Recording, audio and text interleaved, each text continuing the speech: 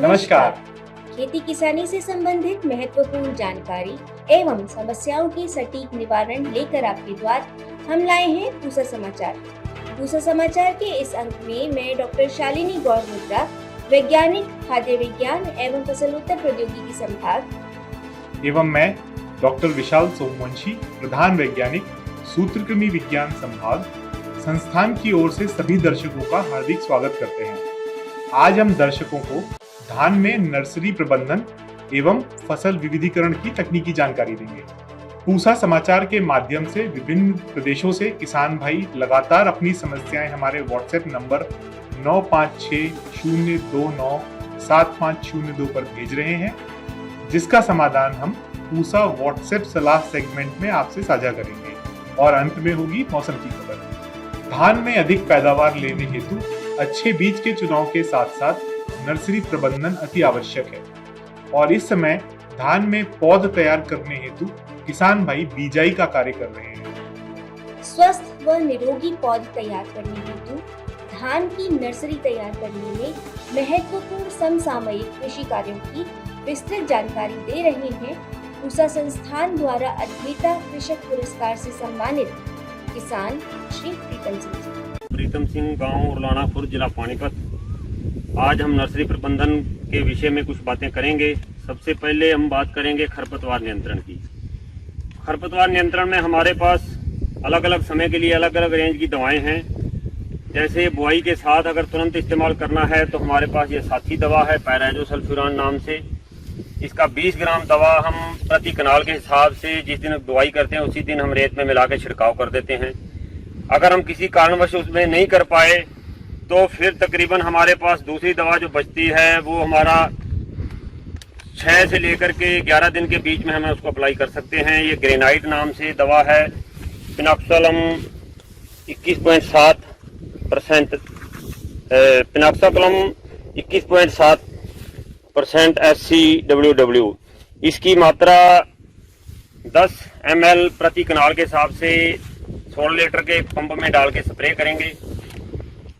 अगर यहाँ भी हमें ये दवा नहीं मिलती है तो फिर उसके पास हमारे पास बचती है नॉमिनी गोल्ड। नॉमिनी गोल्ड दवा को हम तकरीबन 18 से 20 दिन की दवा नर्सरी पे स्प्रे करेंगे।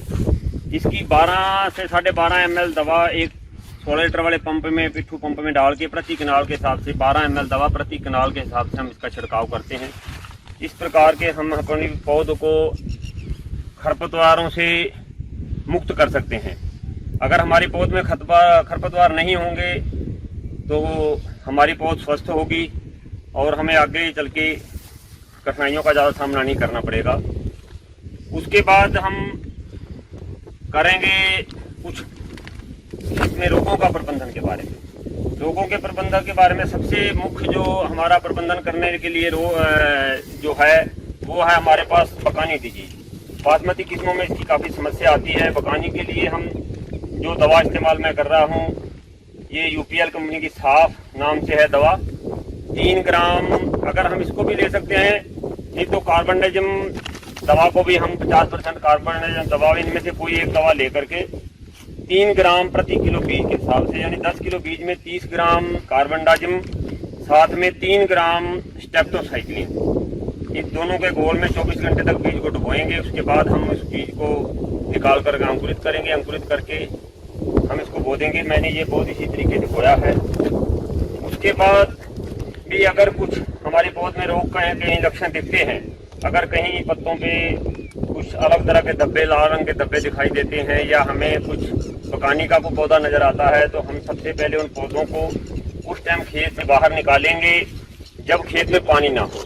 और उसको निकालने के लिए हम किसी खुरपी का या तीखे गिलास का इस्तेमाल करेंगे। तकरीबन 1.5 से 2 इंच रेडियस में उसको बाहर निकाल के मिट्टी समेत जड़ों से निकाल के उसको खेत से बाहर निकाल देंगे।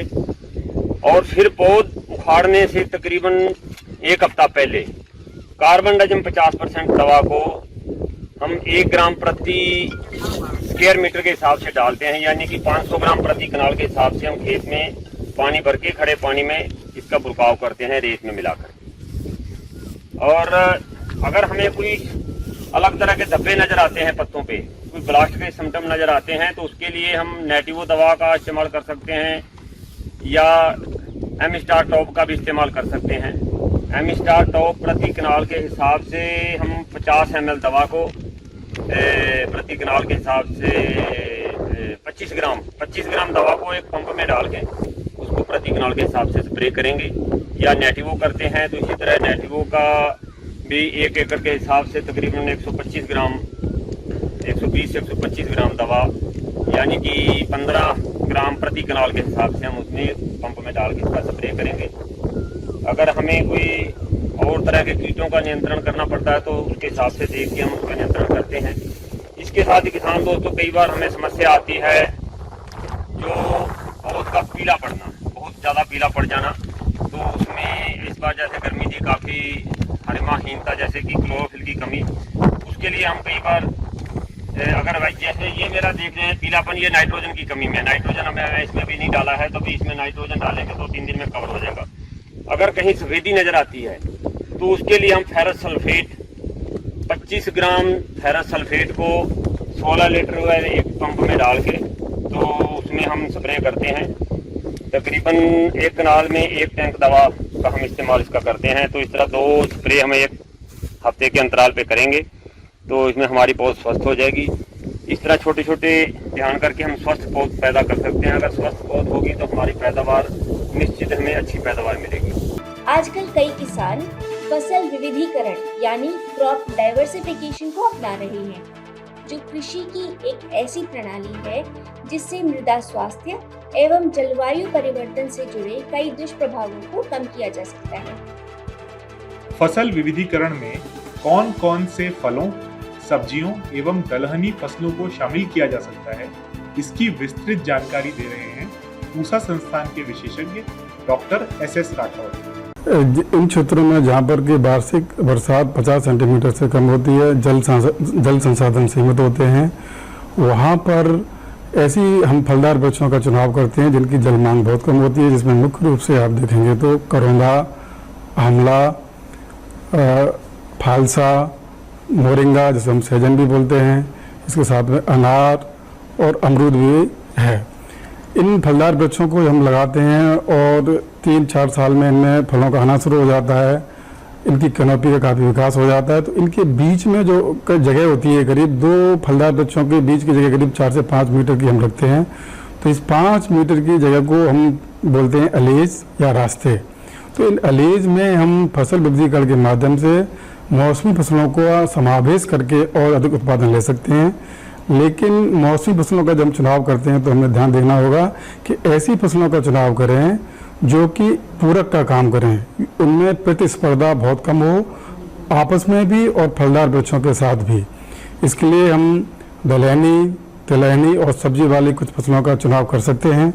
दलहनी फसलों में अगर हम बात करें जो अभी मानसून का मौसम होने वाला है, बरसात का सीजन होने वाला है, तो अभी हम इस समय खेत तैयार करके जैसी बरसात होती है तो मूंग की बुवाई कर सकते हैं। मूंग की बुवाई करने के लिए जैसे 12 से 15 किलोग्राम बीज प्रति हेक्टेयर के लिए पर्याप्त रहता है। और इसकी कुछ किस्में जैसे कि पूसा 9231, पूसा विशाल, विराट, IPM 0203, ये कुछ ऐसी किस्में हैं, इनको लगाते हैं तो इनकी जो फसल अवधि होती है करीब 55 से 65-70 दिन की होती है और 10 से 12 कुंटल तक आपको पैदावार मिल सकती है। मूंग की अगर बात करें तो बाज़ार में इसका भाव भी अच्छा मिल जाता है।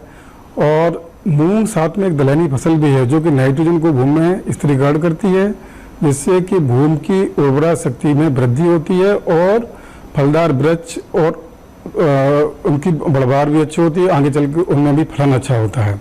इसके साथ में हम लोबिया इसको भी लगा सकते हैं। लोबिया की अगर हम बात करें तो इसमें पूसा सुकोमल, पूसा धारानी बहुत अच्छी किस्में हैं, जिनमें करीब 40-45 दिन में हमको हरी फलियां प्राप्त होना शुरू हो जाती हैं, जो कि सब्जी के बहुत काम में आती हैं। ये हरी फलियां जो लोबिया की होती है प्रोटीन में काफ़ी रिच होती हैं और इस वजह से इनका बाजार भाव भी अच्छा होता है। और एक क्रॉप से, एक फसल से लोबिया से करीब 6 से 7 टन तक हरी फलियों का हम उत्पादन ले सकते हैं। और इसके साथ साथ में जैसे जहाँ इन क्षेत्रों में हम ग्वार की फसल को भी लगा सकते हैं। ग्वार को हम कई सारे उपयोग के लिए इस्तेमाल करते हैं और इसकी हरी फलियाँ भी सब्जी के रूप में काम आती हैं। इसमें कुछ जैसे किस्में होती हैं RGC 1002, RGC 1003। ये इनको हम सब्जी के रूप में भी ले सकते हैं और दाने के रूप में भी ले सकते हैं।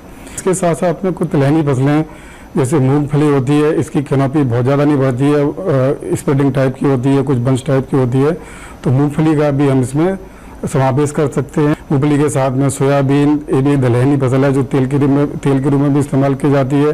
पानी को हम संरक्षित कर लेते हैं, भंडारण कर लेते हैं। तो रबी के मौसम में सरसों जो जल्दी पकने वाली किस्में होती हैं जैसे पूसा सरसों 26, पूसा सरसों 28, और आलू भी जैसे कि ये कुफरी चिप्स होना, इनको अगर लगाते हैं तो ये देखा गया है कि 1 हेक्टेयर में किसान भाई 2 से लेकर 2.5 लाख रुपए नेट इनकम शुद्ध लाभ प्रति हेक्टेयर से कमा सकते हैं। पूसा समाचार में अब समय है पूसा व्हाट्सएप सलाह सेगमेंट का, जिसमें हम आपकी खेती किसानी से जुड़े प्रश्नों के समाधान बताएंगे। सहारनपुर से संजय कुमार जी ने आम के फलों में काले धब्बों के बनने की समस्या बताई है। आपकी फसल में मैंगो कैंकर रोग का प्रकोप हुआ है। इसके नियंत्रण हेतु 10 दिन के अंतराल पर 3 बार स्ट्रेप्टोसाइक्लिन की 50 ग्राम मात्रा को 200 लीटर पानी में घोल बनाकर 1 एकड़ में छिड़काव करें। गुरुग्राम हरियाणा से अशोक लोकरा जी ने ब्रोकली में भूरे धब्बे पड़ने की समस्या बताई है। आपकी फसल में काला सड़न एवं पत्ती धब्बा का प्रकोप हुआ है।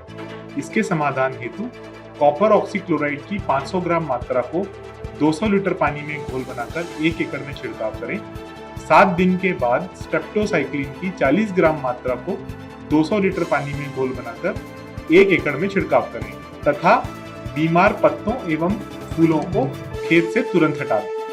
पंजाब से अंकुशदीप जी ने मिर्च की पत्तियों के मुड़ने की समस्या बताई है।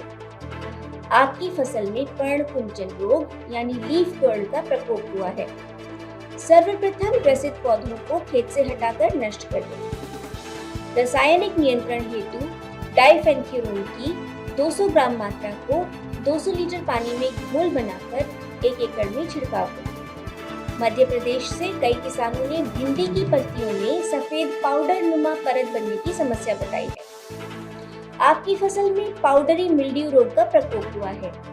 इसके समाधान हेतु कैराथीन की 400 मिलीलीटर मात्रा को 200 लीटर पानी में घोल बनाकर 1 एकड़ में छिड़काव करें। आइए सुनते हैं आने वाले सप्ताह में देश भर में कैसा रहेगा मौसम का हाल।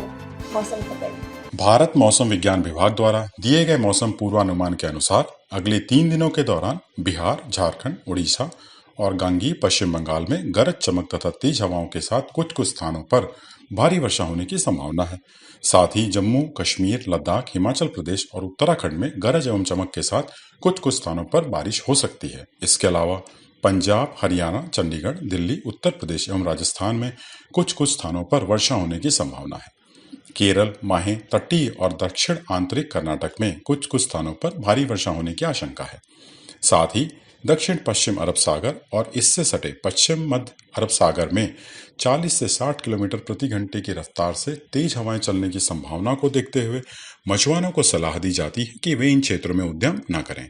18 जून को तमिलनाडु, पुडुचेरी और कराईकल में, 18 और 19 जून को असम, मेघालय, पश्चिम मध्य प्रदेश, विदर्भ, तेलंगाना और रायलसीमा में, 18 से 20 जून के दौरान पूर्वी मध्य प्रदेश और तटीय आंध्र प्रदेश में, 18 से 21 जून के दौरान दक्षिण कोंकण और गोवा में, 19 से 21 जून के दौरान छत्तीसगढ़ में, 20 और 21 जून को मध्य महाराष्ट्र के घाट क्षेत्रों एवं गुजरात में तथा 21 जून को सौराष्ट्र में कुछ स्थानों पर भारी वर्षा होने की संभावना है। 22 से 24 जून के दौरान उप हिमालयी पश्चिम बंगाल, सिक्किम तथा पूर्वोत्तर भारत में कुछ स्थानों पर हल्की से मध्यम वर्षा हो सकती है। साथ ही प्रायद्वीपीय भारत, पश्चिम, मध्य और पूर्वी भारत में कुछ स्थानों में बारिश हो सकती है। इसके अतिरिक्त देश के बाकी हिस्सों में भी छिटपुट वर्षा होने की संभावना है। प्रिय किसान भाइयों, बहनों एवं दर्शकों, आशा करते हैं पूसा समाचार का यह अंक भी आपकी खेती किसानी से जुड़ी समस्याओं के समाधान में जरूर सहायक होगा। आप सभी दर्शकों से निवेदन है कि ज्यादा से ज्यादा संख्या में हमारे संस्थान के चैनल को सब्सक्राइब करें और पूसा समाचार के हर अंक का लाभ उठाएं। हमारे फेसबुक पेज और ट्विटर हैंडल को भी जरूर फॉलो करें। कृषि से जुड़ी समस्याएं या अधिक जानकारी हेतु हमें दिए गए नंबर पर व्हाट्सएप करें और अपना नाम एवं पता अवश्य लिखें। आपके सुझावों एवं प्रतिक्रियाओं का हमें हमेशा इंतजार रहता है। कृषि की दिशा में यदि लाने हो नवाचार तो देखते रहिए हमारा साप्ताहिक कार्यक्रम पूसा समाचार। कुछ नए विषयों पर नई जानकारी लेकर हम फिर हाजिर होंगे अगले शनिवार। तब तक के लिए दीजिए इजाजत। नमस्कार।